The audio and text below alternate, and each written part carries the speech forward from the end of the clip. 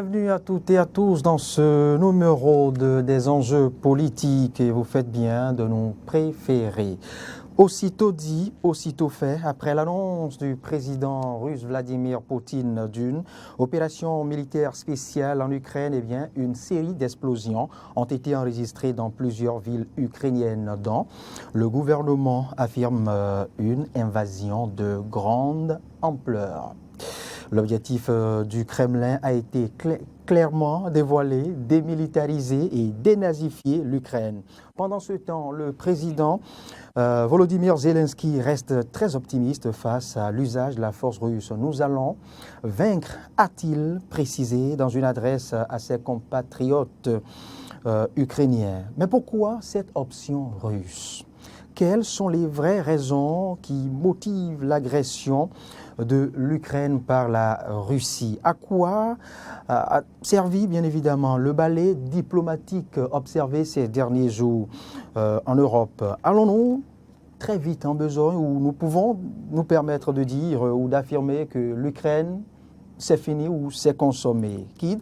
Des sanctions économiques à l'encontre de la Russie. Mais avant, justement, outre, devrais-je dire, en dehors de cette information principale, nous irons sur le continent africain, dans la partie ouest de l'Afrique, pour prendre les nouvelles de cette crise diplomatique et sécuritaire qui oppose le Mali à la France. Alors, pour faire l'exercice, c'est sur ce numéro des enjeux politiques avec nous, c'est les deux férus de l'actualité internationale, les deux qui nous permettent de mieux nous approprier l'information au-delà des frontières du Bénin. C'est bien Olivier Michel Descampos, il est analyste politique, il est le président de IMDID Bénin, International Model Diplomate for Integrated Development, vous me concédez, je lis tout ceci en français, organisation de volontariat national, de renforcement des capacités de jeunes et de conception et mise en œuvre des projets communautaires.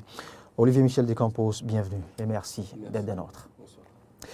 Face à vous, Morgan Metonji, consultant, analyste géopolitique. Il est le responsable de Morgan Training, un cabinet conseil dont les activités se déclinent en incubation géopolitique, pratique diplomatique et géopolitique, coaching de langue anglaise et traduction de documents. Morgan, merci d'être à nos côtés. C'est un plaisir.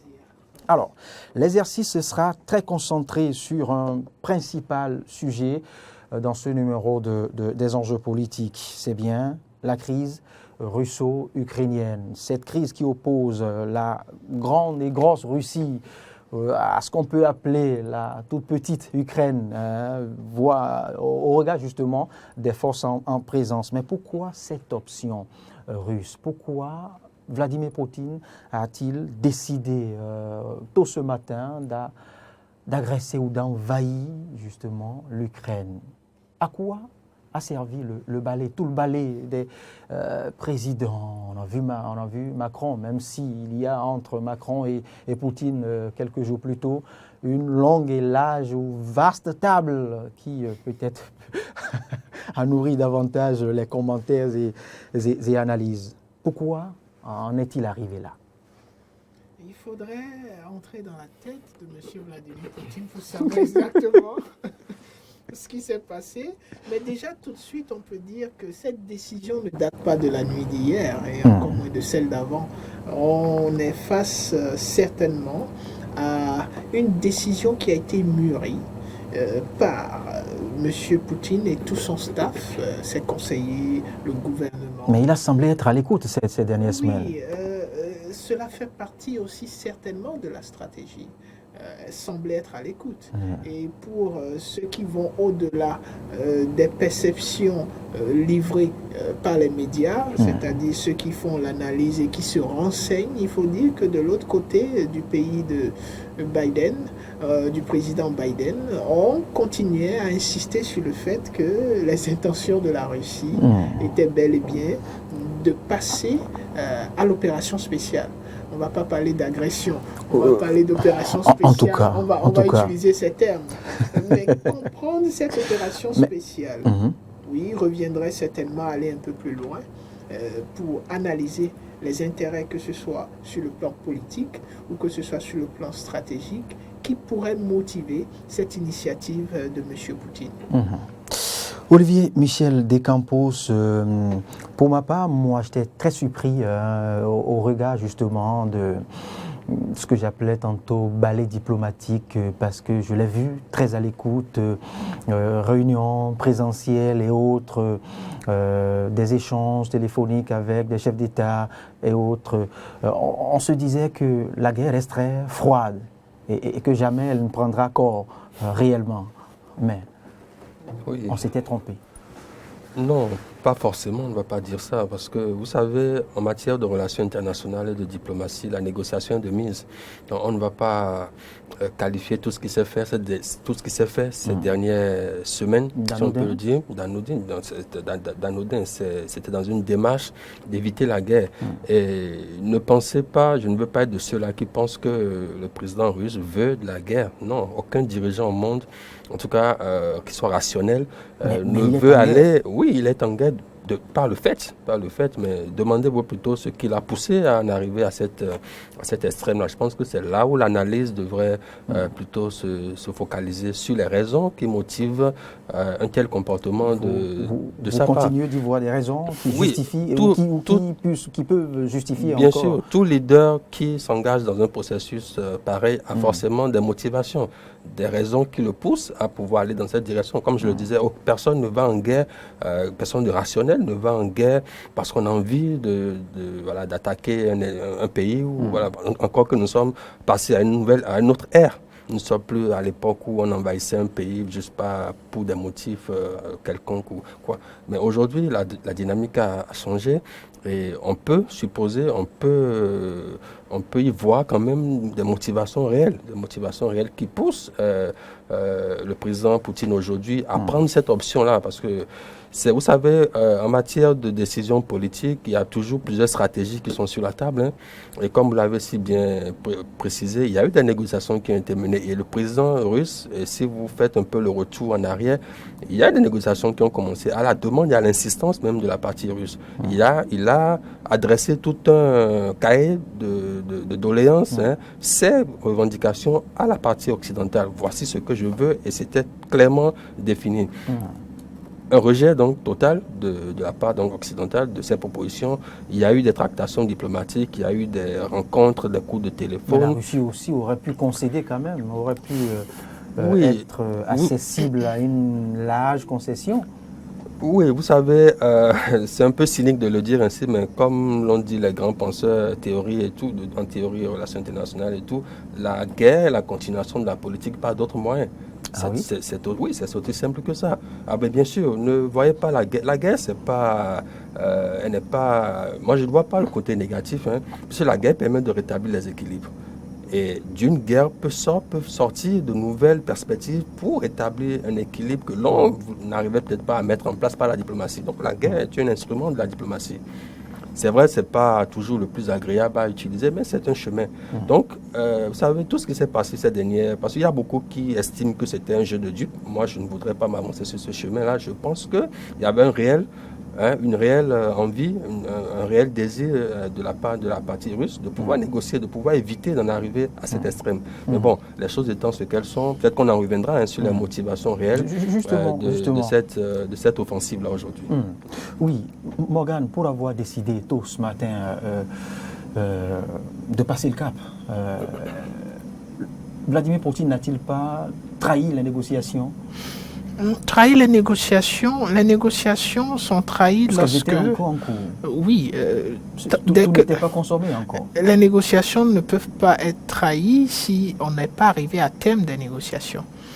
Lorsque les négociations sont en cours... Mais on ne peut pas être en train de négocier le non-conflit pour que vous vous y lanciez. Oui, vous savez, la situation en matière de négociation, lorsqu'on est dans les techniques de négociation, font qu'on a parfois des attitudes externes qui jouent sur la négociation. Je vous donne un exemple. Nous sommes dans le cas de M. Poutine et qui a des exigences vis-à-vis des Occidentaux. Des exigences comme une garantie ferme la Russie n'en a exprimé qu'une principale. que la l'Ukraine, non-adhésion. oui, et c'est pas de qu'une l'Ukraine. principale, c'est la une série, principale. Oui, toute une série, Et- je dirais c'est la principale. Et si on lui avait donné Exigence. déjà certainement cette garantie, peut-être que la Russie ne se serait pas engagée dans cette opération spéciale. Le cas avancé aussi, la Russie, pour assurer Oui, nous les- sommes dans un les partenaires d'en nous face. sommes dans un contexte où la Russie ne peut rien concrètement avancer pour assurer les partenaires, parce que avancer quoi que ce soit reviendrait à remettre en cause ce qui a amené les partenaires à la table de négociation. Les partenaires se sont intéressés à la table de négociation de la Russie lorsqu'ils ont commencé par voir les troupes russes aux frontières de l'Ukraine. C'est ce qui a motivé davantage les partenaires à s'intéresser à ce que M. Poutine voulait dire. Et puisqu'ils sont venus à la table de négociation, les échanges par rapport à l'adhésion, la probable adhésion de l'Ukraine à l'OTAN, n'ont pas semblé certainement à la partie russe être sur de bonnes voies. Et donc, il faut poser des actes qui vont forcément amener les partenaires d'en face à décider de discuter cet aspect, puisqu'ils ont refusé de discuter cette l'option de question. la violence. D'où Ou- la ou première l'option option. de la guerre. Il faut aussi voir une stratégie assez graduelle dans la démarche de M. Poutine. Et il continue d'envoyer des troupes et ensuite, l'autre chose qu'il fait, c'est de déclarer qu'il reconnaît l'indépendance Des séparatistes. des séparatistes. C'est déjà une alerte très claire. Ah oui. On ne peut pas reconnaître l'indépendance des séparatistes qui automatiquement deviennent des partenaires et ne pas porter assistance à ces partenaires s'ils demandent qu'on le leur porte. Et il faut dire que certainement ces deux régions séparatistes avaient déjà une certaine relation avec la Russie et peut-être demandaient déjà à la Russie d'intervenir depuis très longtemps.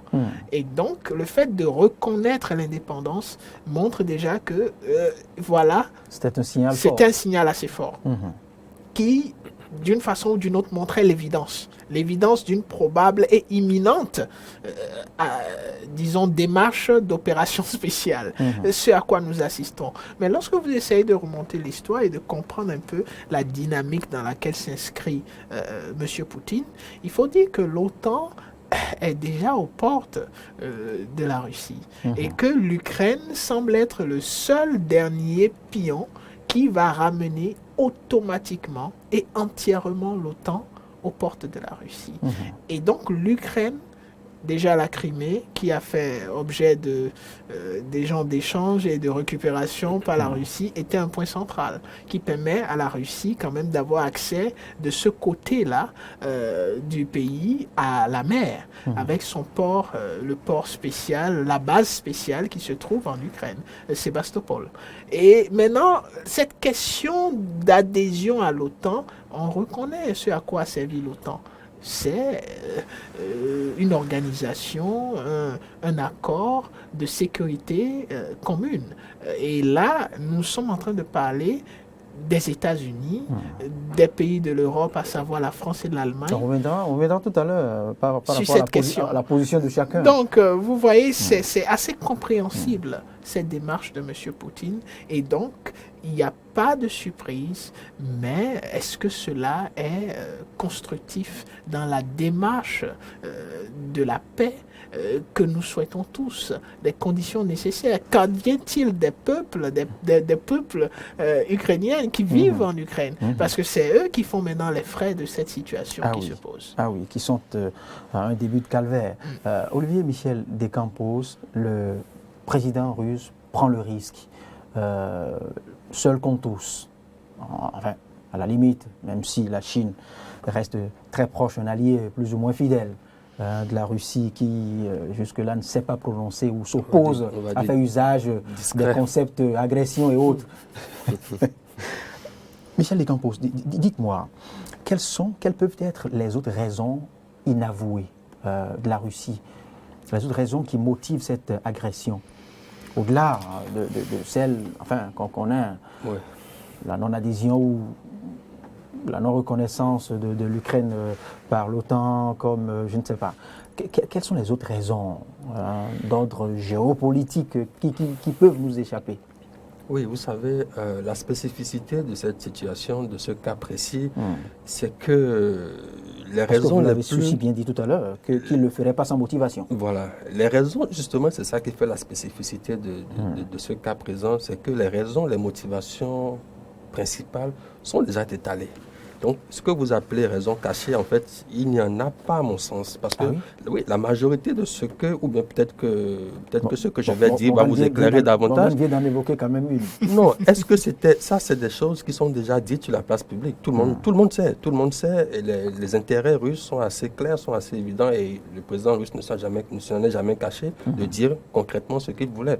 Que ce soit la non-adhésion de l'Ukraine à l'OTAN, qui constituerait une menace pour la Russie, ça c'est quelque chose qui est assez...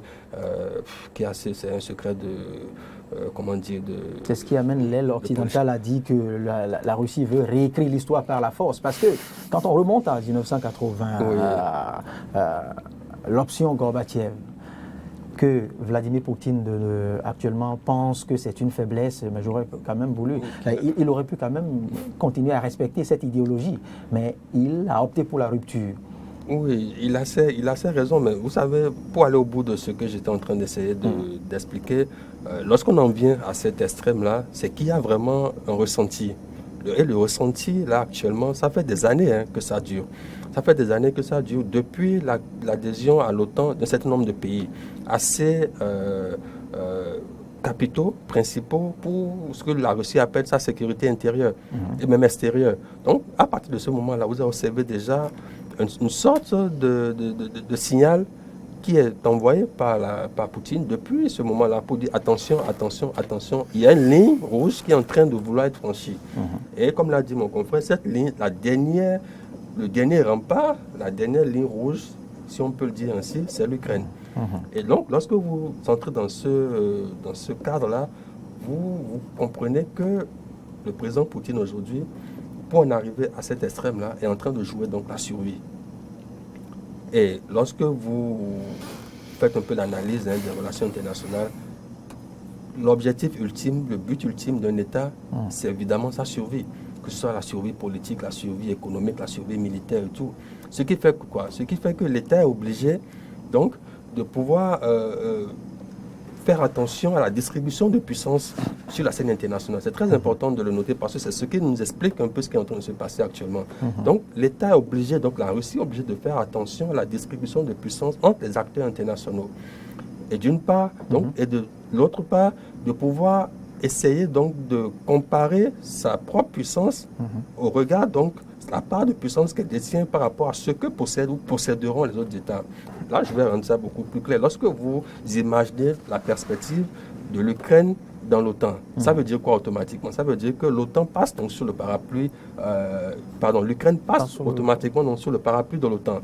Que dit l'article 5 de l'OTAN? Que toute agression contre un pays membre de l'OTAN signifie automatiquement une agression contre l'ensemble des pays de l'OTAN. Mais ça voudrait dire quoi? Ça voudrait dire que lorsque la Russie attaquerait plutôt ou bien mènerait peut-être une action offensive contre l'Ukraine, elle verrait en face d'elle les États-Unis et l'ensemble des pays occidentaux. Donc la Russie peut battre l'Ukraine à elle seule, mais ce n'est pas évident qu'elle puisse arriver à gérer les États-Unis et l'ensemble des pays de l'OTAN. Donc ce qui montre déjà, je parle de la perspective du point de vue de la Russie, qui perçoit donc cette possible adhésion de l'Ukraine à l'OTAN comme étant une menace existentielle à son pays, ce qui est fondamental. Et dans la conception, dans la logique d'un dirigeant, d'un État, encore plus une puissance, qu'elle soit limitée ou pas, constitue donc un élément assez fondamental qu'il faut prendre en compte. Donc il y a cette peur-là, cette menace appréhendée qu'en général on qualifie de dilemme de sécurité, qui correspond au fait que toute mesure prise par un État pour se défendre, en l'occurrence l'Ukraine, qui estime vouloir se défendre, est perçue par l'autre partie comme étant une menace. Donc ils se sont obligés donc de prendre des mesures en représailles pour donc faire face à cette menace appréhendée-là, ce qui crée donc ce dilemme de sécurité. Donc on a en face donc défense et contre-défense, et donc les situations peuvent dégénérer à tout moment. Donc vous observez un peu, donc c'est ce que j'appelais un peu les motivations qui poussent le président Poutine aujourd'hui a lancé cette offensive-là. Et lorsque vous remontez beaucoup, en plus dans l'histoire, les liens qui lient et l'Ukraine et la Russie, c'est assez édifiant pour comprendre donc la perception qu'a la Russie de l'Ukraine. C'est assez... Il est une même... c'est qualifié souvent une partie de l'histoire qui dit que la Russie est née, que la Russie serait née en Ukraine. En Ukraine, tout à fait. Morgan Metongi Assogba, je continue, pas dans la polémique, mais pour comprendre davantage. À l'issue du développement de mon cher Descampos, qui reste plus ou moins similaire à ce que au vôtre d'ailleurs, vous semblez unanimement prendre fait cause pour, je dirais, en griffe, la Russie. Non, absolument pas. C'est une analyse de comportement ma lecture. Et des motivations, attention. Alors, Morgan, dites-moi, l'Ukraine aujourd'hui semble être, je dirais, victime, ou est victime de sa position. Victime de sa position parce que la Russie pense que l'adoption de l'Ukraine dans l'OTAN ne l'arrange pas, resterait ou ne la mettrait plus ou moins à mal. Comment apprécier ce comportement? Comment apprécier d'abord cet état de choses? Parce que l'Ukraine n'a pas demandé à être agressée. Je suis d'accord, aucune nation ne demanderait à être agressée non plus. Mais de par sa position, elle ne peut non plus accéder à l'OTAN, ce qui reste une des volontés exprimées, même si il faut le dire de manière insidieuse par Volodymyr Zelensky. Alors, comment lire cet état de choses? Déjà, il faudrait commencer par revoir la qualification. Si nous parlons d'agression, ça veut dire là, la communauté internationale doit intervenir. D'accord. Parce que l'agression fait la communauté partie... internationale ne pourra pas. Oui, si on qualifie cela d'une agression... Les thèses internationales ne permettent pas. L'agression fait partie des crimes contre l'humanité. Mais l'Ukraine a été agressée. Crime d'agression. Et donc... Ok, envahie. L'Ukraine a été envahie. Voilà. Pour édulcorer, pour y mettre un peu bien. Bon, si on veut rester dans notre jargon. Mais non, c'est un comportement naturellement qui n'est pas encouragé et qui ne saurait s'expliquer sur le point de vue, disons, social et dans l'ambiance du bon voisinage. Nous sommes là en face de deux pays voisins, l'Ukraine et la Russie. Mais nous voyons la Russie poser le pas. L'Ukraine qui aurait pu être mieux protégée si elle faisait partie de l'OTAN, ce qui arrangerait, vous savez, n'arrangerait pas du tout la Russie. Les questions de l'OTAN vont au-delà de la simple perception d'une défense collective. Il ne s'agit pas juste de se protéger. Oui, il y a une question de lobby, une question d'intérêt et d'autres enjeux. Et bien plus que cela.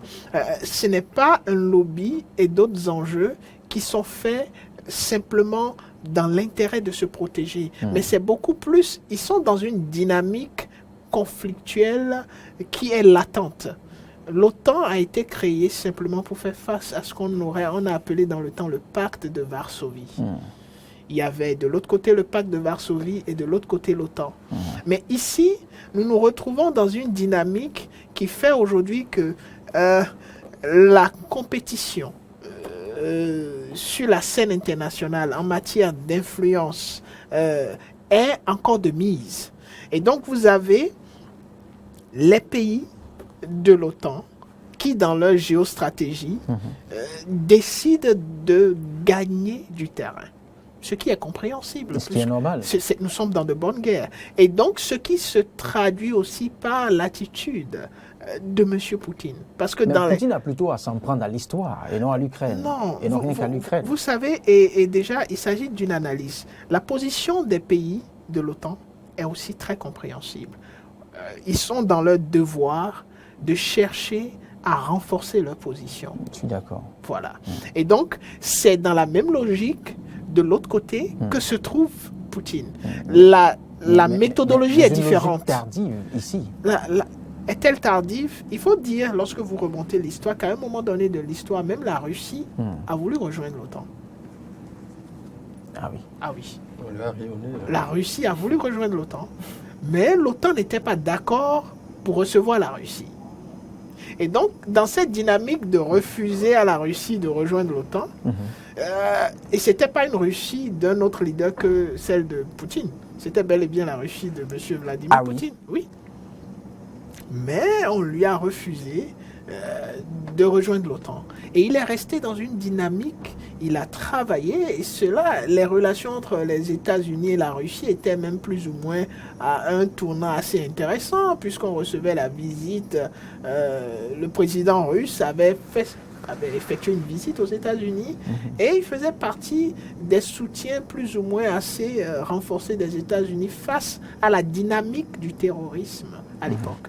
Mais avec le temps, les clivages se sont opérés davantage, ce qui fait que les relations ont réchauffé. Et cette position qui visait à faire rejoindre la plupart des pays qui faisaient entre-temps partie de l'ancien URSS, et si vous retournez aussi à l'histoire, vous savez, on a la construction et la déconstruction des États et des dynamiques. Avant 1917, les États étaient tels qu'ils sont actuellement. Mais jusque la Lituanie, l'Estonie, aucun de ces États ne faisait partie de l'OTAN. C'était des États indépendants. C'est après les perspectives de Lénine, qui a visé ces visées expansionnistes, qui ont créé l'URSS, que ces États ont fait partie de l'ancien URSS. Et ensuite, maintenant, on est retourné à une situation. Mais là, le problème ici, c'est un problème qui n'est pas perceptible tout de suite, parce que des actions d'hostilité, des perspectives d'hostilité, d'insécurité ne sont pas aussi flagrantes. Mais vous savez, les États sont souvent dans une dynamique préemptive. Prendre des dispositions pour toutes les éventualités d'hostilité. Et c'est ce qui est en train de se faire aujourd'hui. Certes, le comportement sur le plan du droit international n'est pas compréhensible, mais sur le plan des relations internationales, que ce soit du côté de la Russie ou du côté des pays occidentaux, c'est totalement compréhensible et explicable. La raison ou la volonté de dénazifier ou de démilitariser, refutée, largement refutée par les Occidentaux, mais reste quand même la raison principale, parce que Poutine veut protéger les séparatistes de Donbass contre le génocide, a-t-il avancé, à en suivre les commentaires sur les réseaux, sur les médias internationaux. C'est juste un alibi pour atteindre son objectif. Partagez-vous cette lecture? Absolument pas. Vous vous en doutez. Non, vous savez, avant, justement, puisque les deux sont liés, permettez-moi quand même juste de faire un petit crochet sur quelque chose que mon confrère a dit. Vous savez, pour comprendre tout cela, il est important de maîtriser l'histoire. Toute l'histoire de cette région-là. Surtout celle qui lie l'Ukraine à la Russie et même la Russie à l'Europe entière. Au reste du monde. Vous savez, la construction même de l'OTAN porte dans ses germes la conflictualité avec la Russie. Ah oui? Ah oui, l'OTAN est créé en 1949. C'est un affront. L'OTAN est créé en 1949 et le pacte de Varsovie est créé en 1955. Parce que souvent, dans la littérature, on entend dire que l'OTAN a été créé pour faire face à l'URSS. Non. L'OTAN a été créé avant le pacte de Varsovie, qui est venu en réponse à l'adhésion de l'Allemagne fédérale à l'OTAN. Donc, quand vous observez cela, dans la dynamique, l'OTAN est créée de par son essence, de par même son ADN anti-russe. N'ayons pas peur de le dire, ce n'est que de bonne guerre. Comme l'a dit mon confrère, nous ne sommes pas ici en droit international, nous sommes ici en relations internationales. Si on utilise les instruments du droit international pour analyser le cas que nous avons, nous allons biaiser, nous n'allons pas arriver à une analyse assez objective. Il faut utiliser les instruments des relations internationales, qui sont des relations de pouvoir et de rapport de force entre les acteurs qui sont sur la scène. Donc, quand vous observez cela, l'OTAN et le pacte de Varsovie, vous observerez qu'après la chute du mur de Berlin, la dissolution de l'URSS, le pacte de Varsovie a disparu.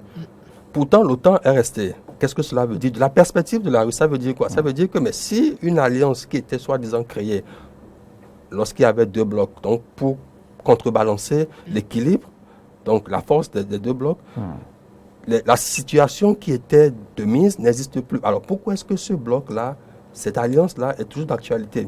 Non seulement d'actualité, mais s'est renforcée. S'est renforcée à un tel point qu'elle a inclus des pays que la Russie considère comme faisant partie donc de sa zone, de sa sphère d'influence. Je pense qu'aucun pays au monde ne pourrait accepter cela. Mais passons, là n'est pas forcément la question. Mais pour en revenir donc à ce que je voulais dire, lorsque vous observez la notion de dénazification, tout ce que vous avez évoqué, c'est pas des faits nouveaux, ça. Vous savez, à l'époque de la guerre froide, on avait dénazifié l'Allemagne.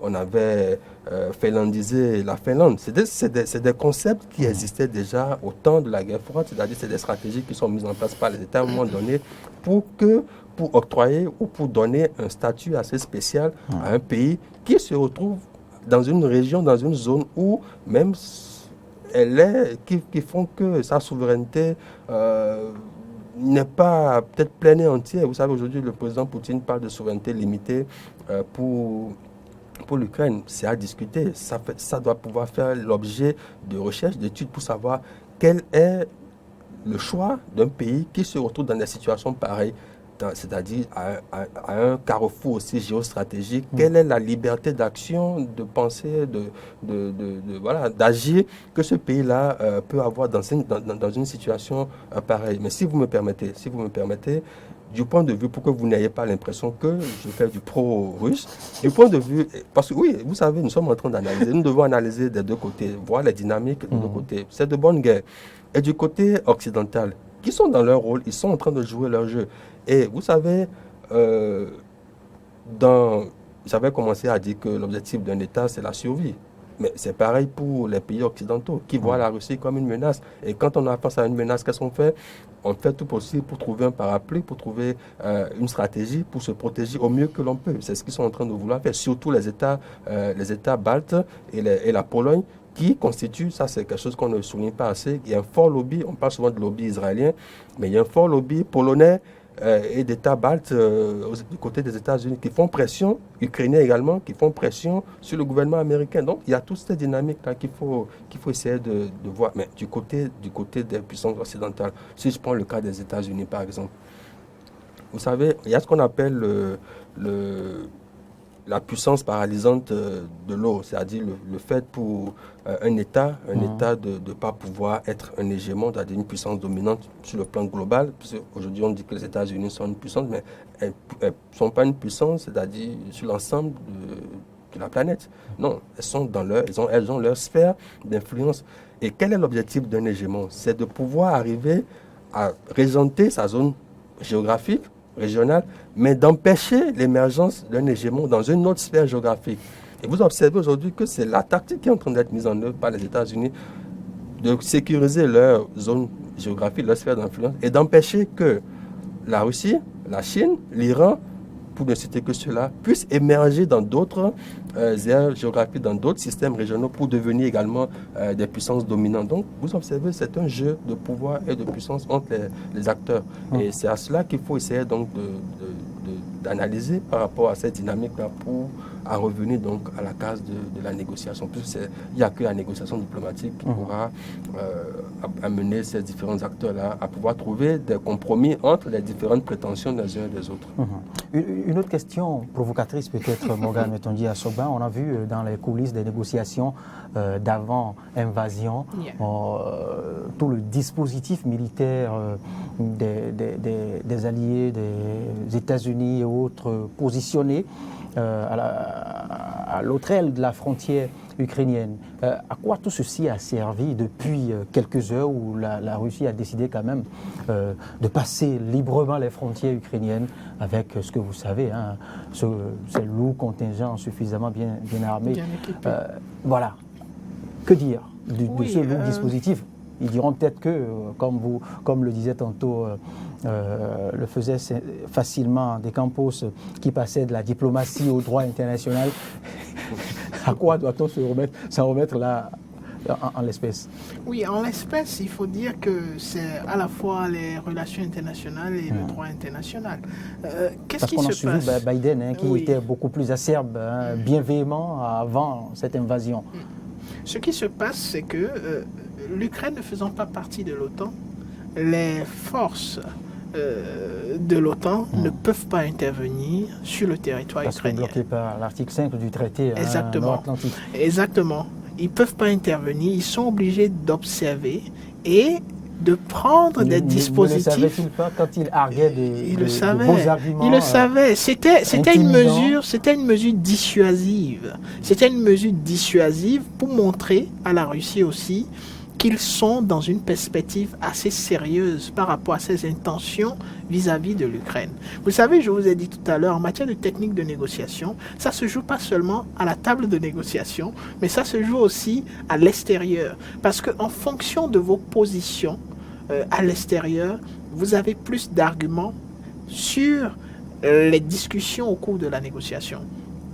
Aujourd'hui, probablement, les États membres de l'OTAN seraient en train de se demander est-ce qu'on n'aurait pas dû commencer par concéder l'idée de ne pas recevoir l'Ukraine en tant que membre de l'OTAN pour permettre quand même à l'Ukraine d'opposer quelque chose à M. Poutine.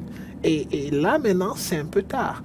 Maintenant, la dynamique, c'est quoi? C'est la sécurité. La sécurité, c'est une façon pour ces pays-là de faire comprendre à Poutine que, écoute, même si d'aventure, tu te permettais d'entamer une invasion de l'Ukraine, nous t'attendons de l'autre côté là-bas, tu n'as pas intérêt à te rapprocher de nos frontières. Mais ils ne sont pas restés tranquilles puisqu'ils ont cette armada de sanctions économiques qui sont assez considérables. Même si on a l'intention, ou bien on peut dire que ça ne va rien faire à la Russie, mais c'est considérable, c'est très important et je pense que cela montre aussi à quel point ces pays sont sérieux par rapport aux intentions de la Russie. Sanctions, vous dites, sanctions, oui, prononcées à l'encontre de la Russie.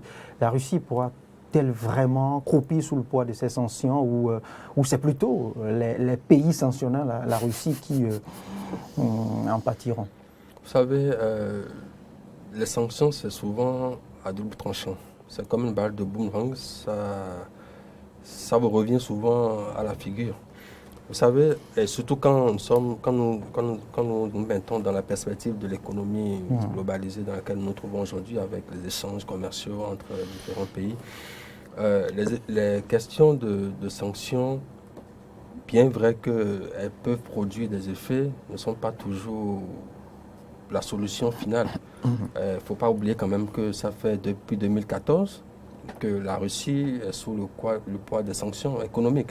C'est vrai qu'aujourd'hui, on nous annonce des sanctions sans précédent, mais j'ai envie de dire, l'Iran est sous le coup de sanctions sans précédent de la part des États-Unis depuis je ne sais même plus combien d'années, mais l'Iran tient, menace toujours et tient debout. Donc, c'est à analyser. C'est peut-être Vous dites que ces sanctions sont anodines? Non, je ne dis pas qu'elles sont anodines, je suis en train de dire ce n'est qu'à dans un avenir proche, dans les mois à venir, qu'on pourra véritablement voir l'impact que ces sanctions-là ont eu sur les comportements de la Russie. Aujourd'hui, à ce stade-là, aujourd'hui, on ne peut pas déjà analyser, on ne peut pas voir quels seront les effets.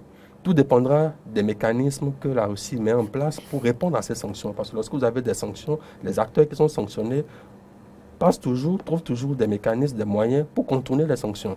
Donc, tout dépendra donc des mécanismes mis en place pour contourner ces sanctions-là. Et leur efficacité, c'est ce qui nous dira concrètement quel est l'effet réel de ces sanctions-là. Si elles atteignent leur but, c'est-à-dire faire replier la Russie, ou si elles ne sont que des instruments assez peu efficaces sur le terrain.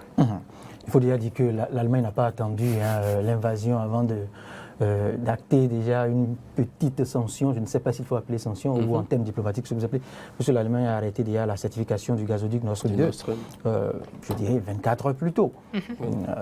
Dans quelle dynamique? Y a-t-il des tests? Il faut y voir la main des États-Unis. Les États-Unis l'ont annoncé bien plus tôt. Bon, c'est vrai que...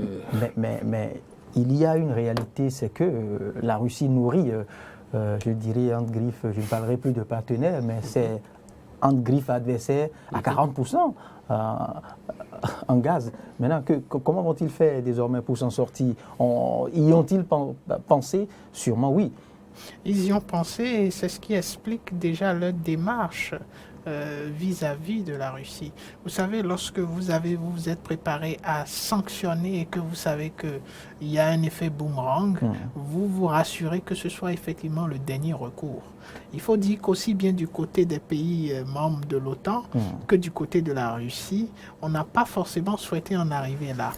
On n'a pas forcément souhaité en arriver à un point où on va prendre des sanctions et qu'on va empêcher un certain nombre de personnes. Parce que là, nous parlons des dirigeants, mais ceux qui sont les plus concernés sont les populations. Sûrement. Certainement. Sinon, surtout. Surtout, effectivement. Les populations sont vraiment concernées et ces populations sont ceux qui mettent en place les dirigeants de façon assez pertinente sous d'autres cieux. Sous d'autres cieux, c'est de façon plus ou moins relative.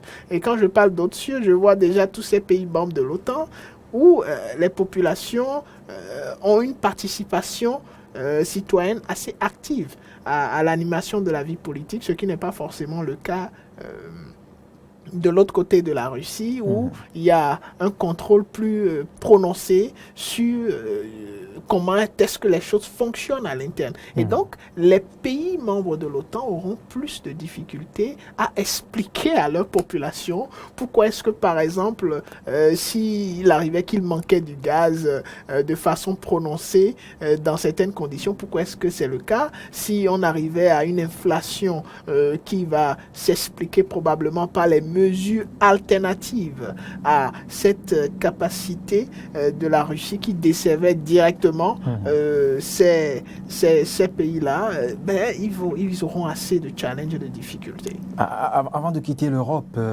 une dernière question basique. Je vais y revenir aussi à vous pour vous écouter bien à propos. Jusqu'où peut aller Vladimir Poutine? Quelles sont les armes possibles au-delà de la guerre spéciale ou au-delà de l'invasion spéciale ou de l'opération militaire spéciale? Quelles sont les autres armes dont dispose la Russie pour continuer à mettre à faire davantage pression sur ses désormais entre griffes adversaires? Vous savez, le président russe est réputé être un joueur d'échecs hors pair. Ah oui. Oui, donc je pense que la plupart des scénarios sont déjà sur la table. Et jusqu'où il peut aller, je pense que le président russe, la démarche, quand on considère la démarche dans laquelle il est actuellement, ira jusque là où ces cartes lui permettent d'aller, si vous me permettez de le dire ainsi, jusque là où il peut aller en fonction des cartes qu'il a jouées. La reconnaissance des deux républiques séparatistes, c'est un schéma classique. Pour quelqu'un qui a observé déjà ce qui s'est passé, que ce soit, c'est vrai que le cas de la Crimée est un peu différent, mais ce qui s'est passé du côté de la Géorgie, c'est un scénario classique. C'est l'étape qui précède l'intervention armée. Donc, on verra bien comment ça se dénoue dans les jours à venir, du côté également des Occidentaux, quelles sont les réactions, les sanctions qui seront mises. Les États-Unis doivent parler ce soir pour dire exactement quelles sont les sanctions qui seront mises en place. Donc, ce n'est qu'après toute cette analyse-là qu'on pourra voir réellement jusqu'où le président russe est prêt à aller pour arriver à son objectif. Morgan. Oui, jusqu'où il ira dépendra du comportement des acteurs en face.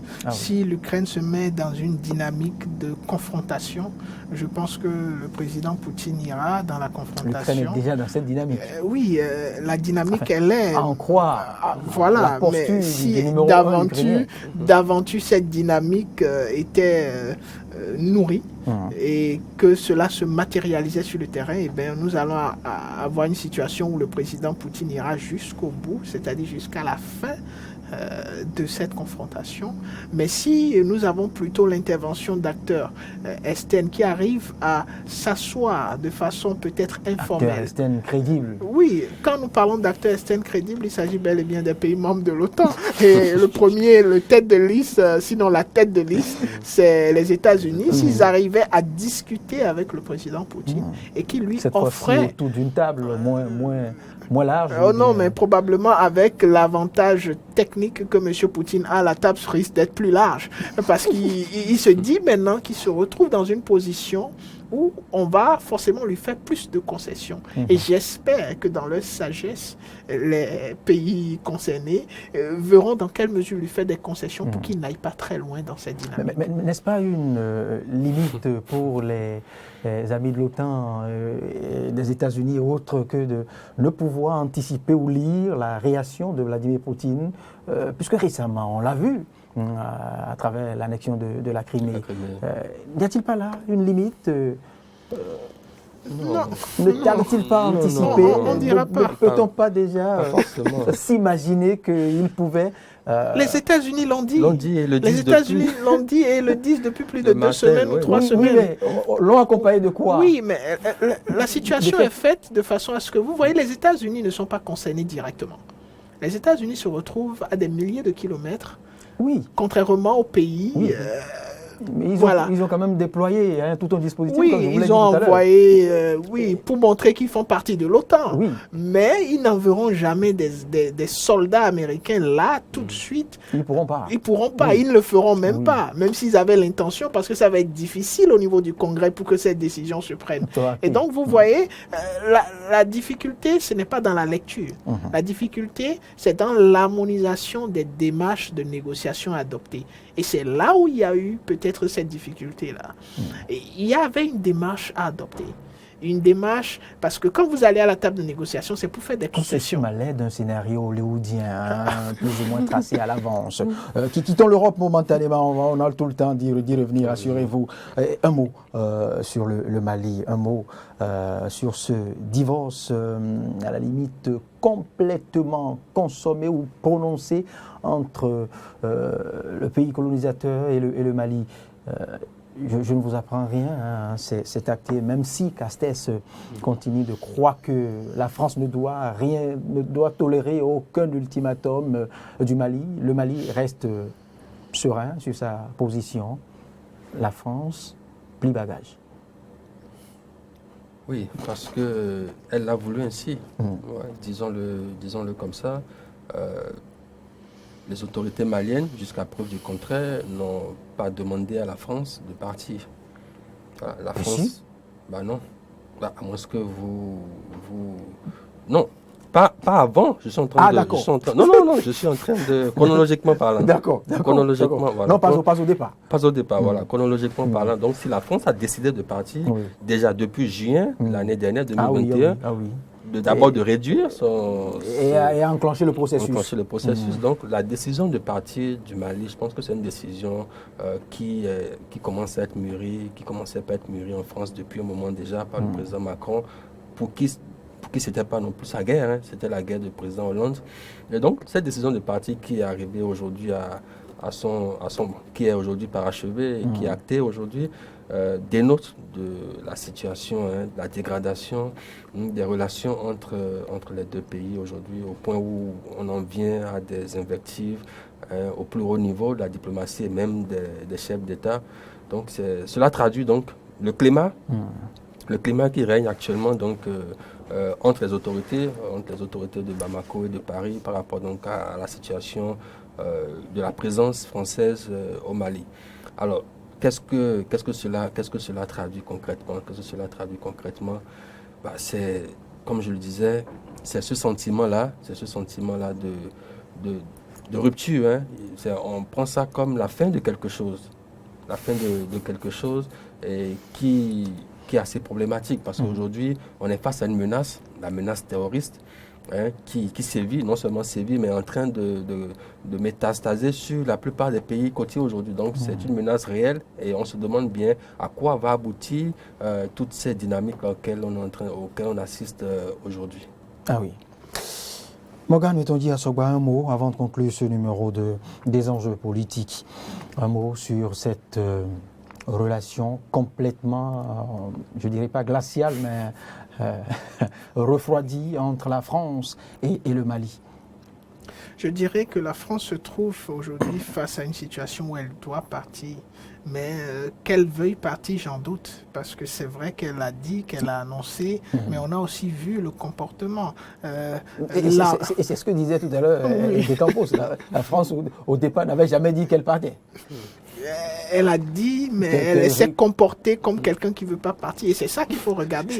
La France, concrètement, dans le fond, n'a pas intérêt forcément à quitter le Mali. Parce qu'il y a eu beaucoup d'investissements, même si on peut aussi parler des retours sur investissement qu'il y a eu, mais il y a quelque chose d'intérêt important pour la France là. Et la France va partir. Je dirais simplement que nous sommes arrivés à un niveau des relations entre la France et le Mali où effectivement il est nécessaire que la France s'en aille d'une façon ou d'une autre. Du moins qu'elle prenne ses distances. Et la France l'a compris.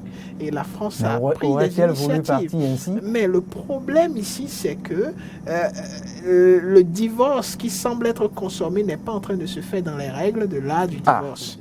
Parce qu'il aurait fallu que la France et le Mali s'asseyent pour décider de comment est-ce que la France doit quitter. Mais qu'est-ce qui s'est passé? La France a dit qu'elle part. Le Mali semble avoir entendu cela par les médias, c'est-à-dire il n'y a pas eu d'information préalable, pas d'échange préalable, pas de discussion sur comment le départ de la France des troupes françaises devrait se faire. Ce qui a été correctement fait de l'autre côté quand vous regardez ce qui s'est passé entre les États-Unis et l'Afghanistan. Ils ont eu une entente avec les talibans pour dire voilà comment nous allons partir, nous aurons besoin de tel... Exactement. C'est ce qui manque ici dans ce divorce. Et ça, c'est assez risqué parce que les conséquences... C'est justement ce qui manque, vous l'avez si bien dit, mais c'est à qui la faute dans ce cas, oui. Mais il faut dire quand même que le contexte est un peu différent par rapport au cas afghan et tout. Non, c'est la résultante de tous les accrochages et toutes les incompréhensions depuis les coups d'État. Et parlant d'accrochage, il y en a eu. Qui en a eu beaucoup. Et ce n'est que des affronts. Voilà, que la résultante de tout ce qui s'est passé jusque-là, qui ne peut aboutir qu'à un résultat pareil. La seule chose qu'on peut souhaiter, c'est que cela se passe dans les règles de l'art. Parce qu'ils sont arrivés les règles sont maintenant de façon négociée. Il y a toujours la possibilité, ils peuvent toujours négocier et partir de façon ordonnée, comme ils sont en train de le dire. Parce que là, ce n'est pas le cas aujourd'hui. Ils ne sont pas en train de partir de façon ordonnée. Lorsqu'on entend les discours qui se font entendre là, ce n'est pas réalisant, ni pour le Mali, ni pour la France. Donc, c'est de revenir dans une posture beaucoup plus diplomatique et de faire les choses comme cela se doit. J'ai suivi un communiqué d'un officier supérieur malien à la télévision malienne, arrivé au niveau du communiqué où il est précisé que la France doit libérer les espaces. Eh bien, l'officier supérieur a lu cette partie 3 fois. Et après la deuxième lecture, il dit une dernière fois. Oui, c'est une surenchère, une surenchère verbale. Voilà. Je dirais simplement qu'aujourd'hui, lorsqu'on regarde toute cette actualité, ils sont en train de fonctionner sur le plan des relations internationales plutôt que de fonctionner sur le plan du droit international. Sur le plan des relations internationales, c'est purement des rapports de force, alors que c'est pas occasionnel. Alors, il va falloir qu'on y consacre une émission. C'est pas occasionnel. Une émission pour voir quelle est la frontière, entre le droit international, quelle est l'étanchéité de la frontière, des frontières entre le droit international et les relations internationales. Parce que là, votre compère, votre vis-à-vis vient de manipuler aussi facilement avec aise, mais pour nous autres, à la limite profanes, oui, mais sachant bien que le droit international est issu des relations internationales. Toute la complexité de la chose. On va faire la leçon en une émission ou en une série d'émissions. Ce serait bien en une émission. On va essayer en une émission. Il le faut. Il nous le faut. Pas vous, mais il nous le faut. Merci Morgane Metondi Assogba. Merci à Olivier Michel Descampos. Je le disais à l'entame de ce numéro. Olivier Michel Descampos, vous êtes consultant, analyste géopolitique. Et Morgane Metondi Assogba, vous faites dans le même registre, mais avec beaucoup d'autres facettes encore. Merci infiniment pour votre disponibilité. On se retrouve, plaise à l'Éternel, jeudi qui vient, pour peut-être aborder la fin de l'invasion russe, qui sait. Tout est possible dans ce beau milieu que vous manipulez aisément, que vous pratiquez. À jeudi.